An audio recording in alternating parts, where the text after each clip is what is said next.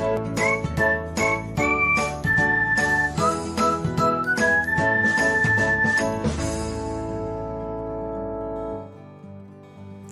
everyone, welcome back to another episode of Technologyglance. In this video, I am going to guide you through how you can disable the smart backup of memories on Snapchat. So, let's get started.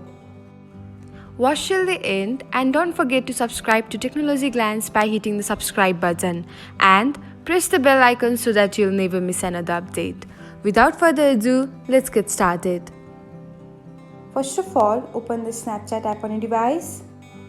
Now, tap on the profile icon. After that, select the settings button. Now, scroll until you can find the memories, and once you do, tap on it. After that, you will see a smart backup option. Toggle off the button, and that's it. This will disable the smart backup of memories on Snapchat. Thanks for watching. If you found this guide helpful, we will love it if you hit the thumbs up button below. We upload great new tech tutorials like this one every day. So, don't forget to subscribe to our channel and hit the bell icon to get an update as soon as we post a video.